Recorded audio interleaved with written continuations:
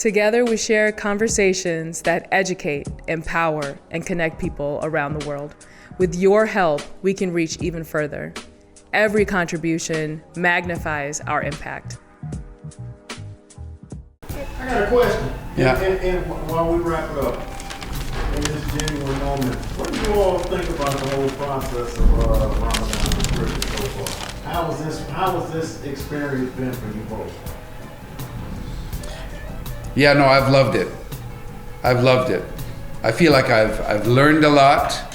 I feel like I feel like my friendship with Mahan has grown and strengthened because of this. It's a beautiful example of how friendship, brotherhood, love can grow when you're doing something good together. And so I think that it's been, and I love the fact that there are people like even internationally who have texted me and said, "Hey, we're watching Ramadan Unscripted and we're sharing it with other people."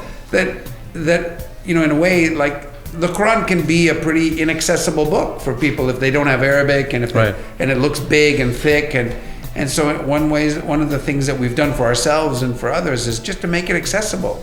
Right. Like it's and you don't have to be a Quranic studies scholar to be able to struggle with it and to love it, and to appreciate it and to celebrate it and to engage it. And so I've enjoyed every minute of it. Yeah, me too. And just to echo something you said earlier, people say, "Wow, thank you for doing this, and it's such a sacrifice and stuff."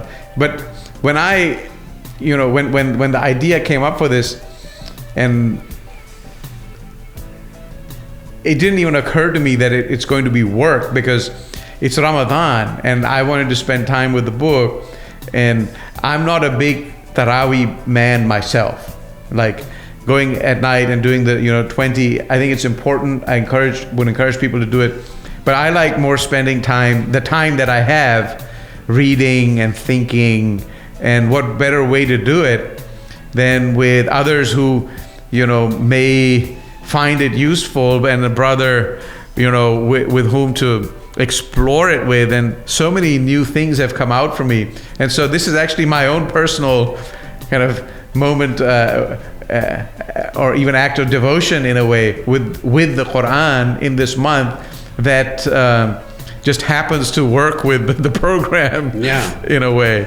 And I'm ultimately doing it for myself and not thinking even of, like, I never look at the views. I can never watch it myself. That's all someone else's domain. Yeah. I haven't even figured out how to see the views, so I still have no idea how many people are watching. But that doesn't mean that if anyone catches this that we're not paying attention. We have a system where the comments are sent to us while we're engaging it, and so we can see the comments and kind of engage and respond live that way. So the engagement is important with the audience, and we didn't know how many would turn up and whether it would be sustained, and I'm just enjoying the process. And even if there were no one on the other screen, sometimes I don't even think that there's anyone watching. It's just us, in this act of devotion in this sacred month together, that we're just privileged that with technology and expert help that you provide can be shared. Yeah. Would you consider the material that you all are sharing evergreen material? Could someone benefit watching this not during Ramadan, after Ramadan, or in between? Oh yeah, the Quran was gifted to humankind in the month of Ramadan, but it's for all time and for all people and for all places. So I think it'll even be instructive for me to review some of these episodes and just really listen more deeply to Mahan or to Ustad Tahira or to Dr. Feryal or others who have shared this incredible viewpoints and wisdoms and readings. And so I think this is something that can and should be of use to people, at any time. Yeah. Yeah, and I concur with that. I mean, I still go back and listen to Dr. Israr's Qur'ans from like, Nice. over a decade ago. So you have those recorded? Well, they're on YouTube. Oh, and so okay. often when I'm going to give a khutbah or thinking about something, I haven't done it for these nights. I've just referred to notes, which actually I transcribed listening to him in large part. And then my memory of those and rereading of just the Quranic text. But I think others who are looking to access the Quran at any point, they should find these useful. But unlike you, I don't think I'm ever going to watch them, mainly because I don't know if this is vanity or what. I just can't stand to listen to myself, and I don't even listen to the podcast. I'm grateful that Steph kind of listens and then says, yeah, it's okay, it's good to go. There's nothing you said that's gonna destroy you. Hopefully her judgment is okay. But so I will probably not go back to them myself, illa mashallah, maybe one day I do that. But and if we do this again, usually I'll rethink the same issues afresh, because they are in conversation with a new me every time. And that's why you can't never read the same book twice, because it's never the same world, the context, and it's never the same you either. And so you always find something new. Yeah. And sometimes I even, after our episodes, the next day I'll go back and reread that section, because I'm going back with new insights and new attention to different passages. I'll go back, and before I even read the next section for tonight, I'll go back and review last night's.